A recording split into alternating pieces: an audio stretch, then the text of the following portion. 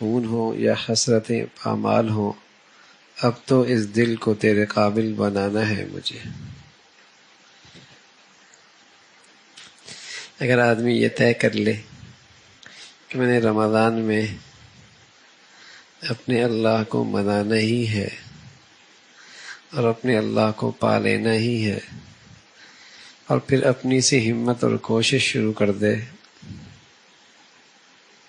تو میرے عزیزو یہ ہو نہیں سکتا کہ اللہ سچی طلب کرنے والوں کو یہ دولت عطا نہ فرمائے۔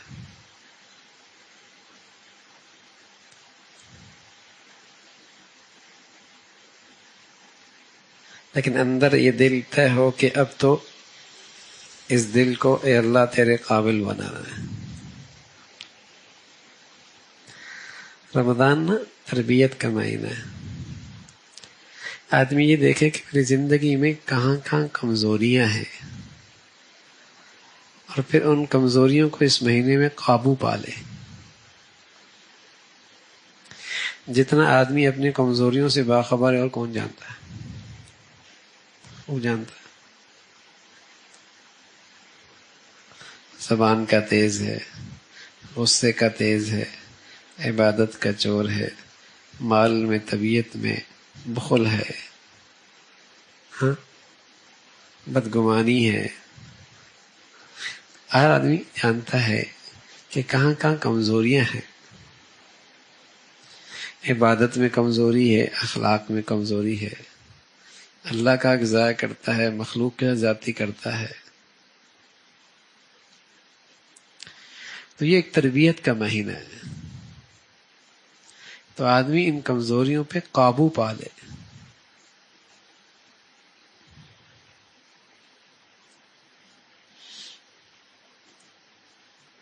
اور کوئی ایسا نہیں ہے جس میں کمزوریاں نہ ہوں، ٹھیک ہے؟ تو اس مہینے میں آدمی اپنی کمزوریوں پہ نظر رکھے اور پھر ان پر قابو پانے کی کوشش کرے۔ کہاں گڑبڑ کرتا ہے؟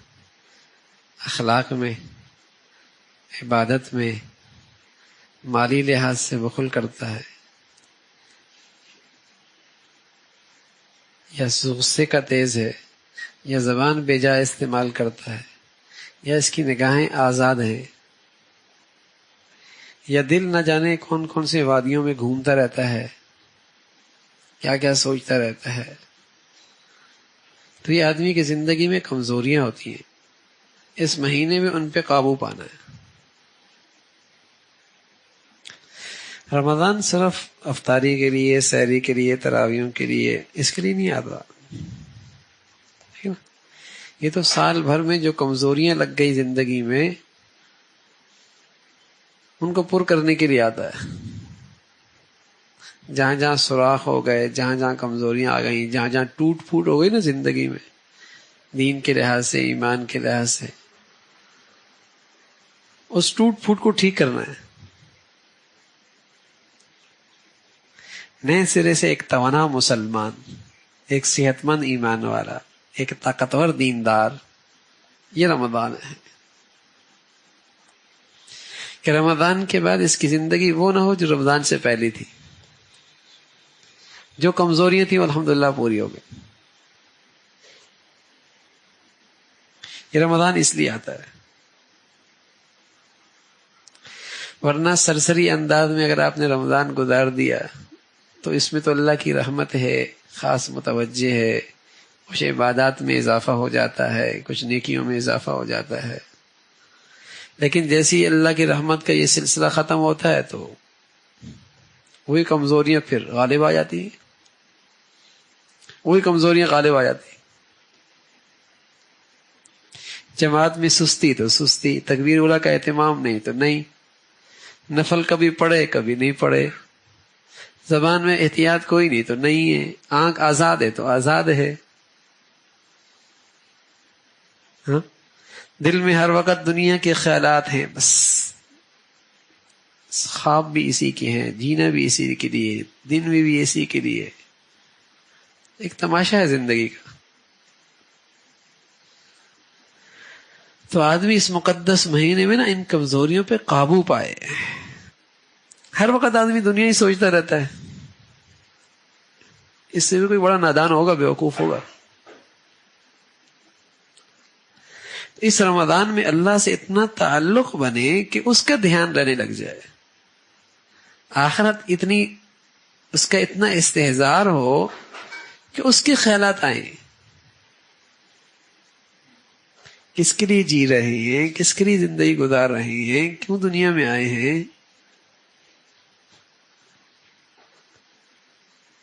پھر رمضان ہے تو یہ رمضان آتا ہے کمیوں پر، کمزوریوں پر، جہاں جہاں زندگی میں ٹوٹ پھوٹ ہوئی ہے اس کو صحیح کرنے کے لیے، ان پر قابو پانے کے لیے مشق کرے آدمی۔ اس رمضان میں مجاہدہ کرنا آسان ہے، ہمت، اس لیے کہ الحمدللہ فضا ہوتی ہے، ماحول ہوتا ہے، اللہ کی خاص رحمت ہوتی ہے، وہ چلا رہی ہوتی ہے۔ چلو بھائی سال بھر تو ٹھیک ہے کبھی ہوتا، اب رمضان میں مجال ہے میری ایک نماز رہ جائے، جماعت سے رہ جائے، تکبیر اولیٰ سے رہ جائے، آگے سے آگے بڑھے۔ بس اوقات مغرب افطاری کے نظر، جماعت افطاری کے نظر، مسجد کی نماز افطاریوں کے نظر، لا حول ولا قوت الا باللہ۔ تو یہ جو مقدس مہینہ ہے نا، اصل یہ ہے کہ جہاں جہاں میری زندگی میں کمزوریاں ہیں دین ایمان کے لحاظ سے، ان پر میں نے قابو پانا ہے۔ بس اوقات طبیعت میں ہوتا ہے، عبادت کا ذوق تو ہوتا ہے ماشاءاللہ، سخاوت بھی ہوتی ہے، لیکن اخلاق بڑی تکلیف دہ ہوتے ہیں، اخلاقی کمزوریاں بڑی تکلیف دہ ہوتی ہیں۔ یہ نہ چند دن کسی کے ساتھ رہ سکتا ہے، نہ بیٹھ سکتا ہے، نہ زندگی گزار سکتا ہے، ایسی کمزوریاں۔